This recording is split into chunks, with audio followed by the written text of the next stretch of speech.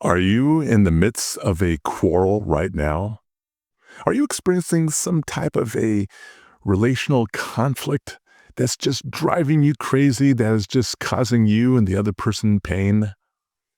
Maybe you didn't start it, but you would love for it not to continue. So, what can you do about it? What can you do to lower the temperature of that conflict? I believe there's one suggestion that you can immediately put into practice. Hi. I'm Pastor Jeff Kaplan with Strength for Today with Dr. J. I've been involved in ministry going back to 1985.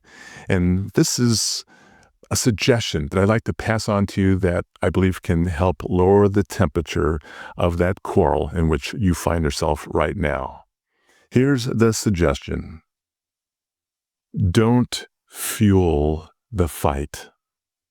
Don't add fuel to your fight.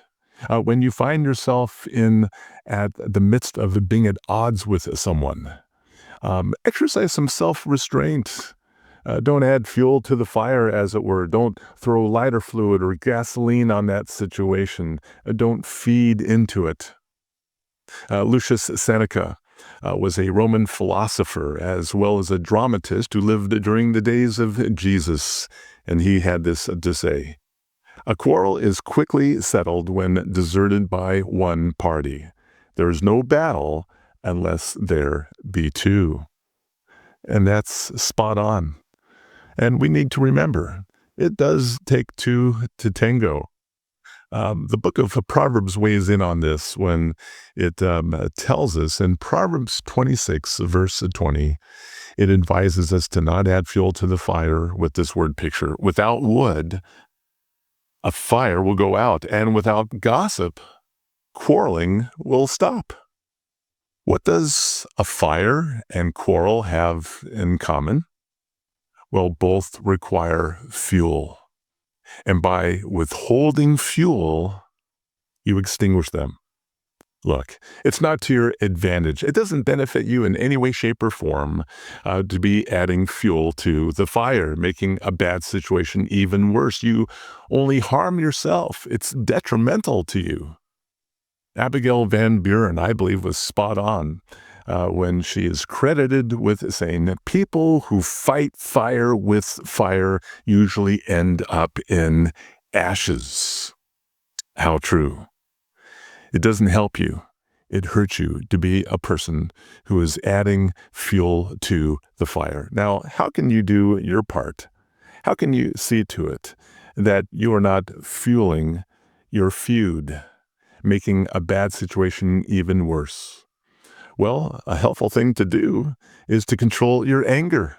Look, you either control your anger or your anger is going to control you.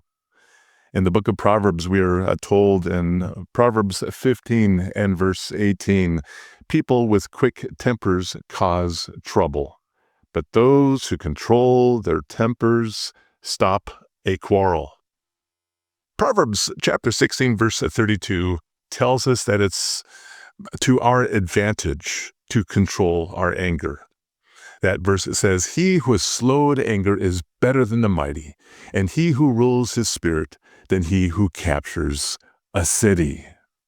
Yeah, it's important to control that anger that you might be experiencing in the midst of this conflict that you are feeling. Well, how can you know if you truly are controlling your anger? What is the litmus test for that?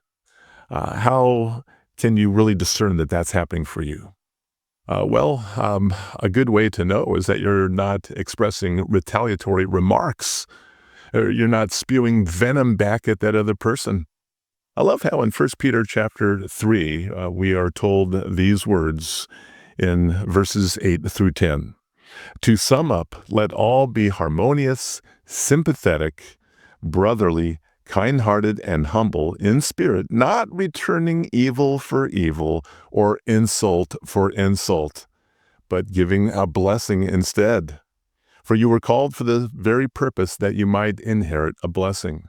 For let him who means to love life and see good days refrain his tongue from evil and his lips from speaking guile. Look, you won't fuel fights when you control your anger. And you will know that you're controlling your anger when you are not expressing retaliatory remarks. And for that matter, you're not expressing retaliatory actions. And so, right now, if you are in the midst of a conflict and you'd like to see the temperature greatly reduced, don't fuel the fight. Don't add fuel to the fire. I'd love to hear from you. Maybe you're in the midst of a conflict right now, and this is a good word that you needed to hear.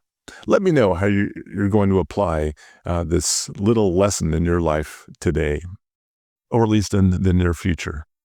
Feel free to drop me a comment in the comment section below, or go ahead and send me an email at Strength for Today with Dr. J.